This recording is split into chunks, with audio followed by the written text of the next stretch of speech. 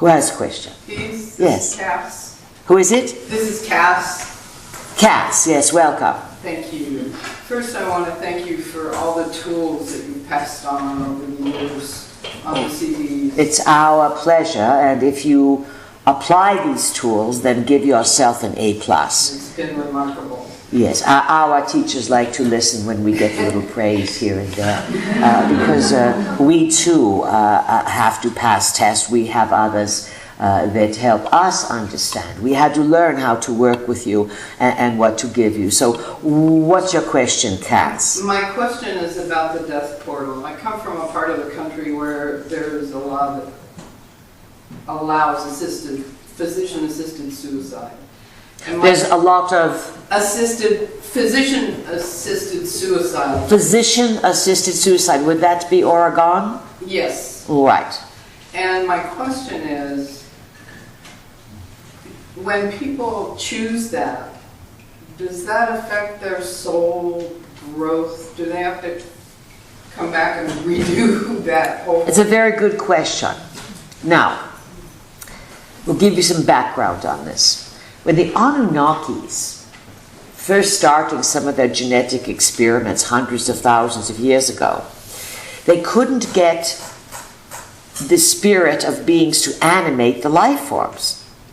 And then when the spirit would come in some of their cloned life forms, remember, you can make a clone, but some kind of something's got to activate it. When people die, the life force leaves, the blood's still there, but there's nothing to turn the engine on. You get it? So they needed beings to turn the engine on of these clones they were making. They finally figured it out to get some of the beings to come in. The beings would come in, and the beings would be there for a while, and they'd say, this is no fun. And they started suiciding. This isn't fun. Why are we in this? We're trapped in these Anunnaki dead-end bodies. So they started at one point in the genetic experimentation. The Anunnakis had to deal with their genetic experiments self-annihilating. It panicked them.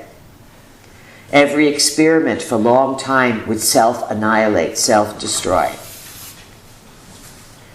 Hence, the great forbidden stricture of never commit suicide, never take your life. Because if the beings kept taking their lives, the Anunnaki couldn't get workers. You follow? You see how one little something translates to something else? Now, is it a good idea to say, you know, my lover doesn't love me anymore, I got fired from my job, well, I live again and again, I think I'll just end it now. I'll shoot for another body in a few weeks. First of all, you have emotional connections, and it's the pain that you cause one another when you suicide. When children predecease their parents because they can't figure out how to cope and live and either commit suicide or exit the planet, it's devastating, devastating, emotionally abandoning to those who are there. Yet you put your pets and animals down with effortless grace and ease, even though you may not want to put Fluffy to sleep. Fluffy is suffering, and you rise to the level of compassion rather than have Fluffy go through 5 more days of dragging its body around. So this is going to be a big question. When to hold them and when to fold them. When is it okay to create assisted exit? Is it punishable? It's not punished, but if you are going to make a habit of doing this, it's going to be not so good.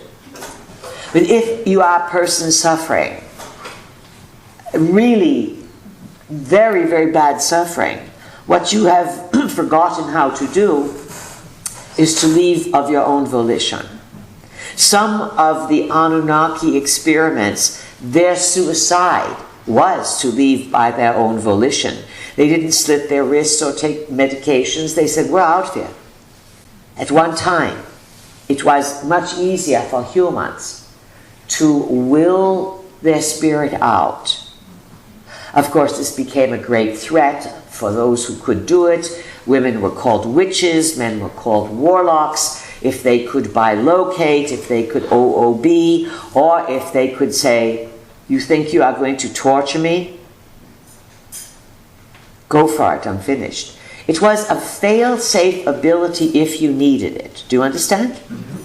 Rather than to be destroyed or be stuck or be tortured, the body is built as a built-in, what would you call it, a parachute exit doorway, that if you knew how to use it, you could extricate yourself in time of difficulty.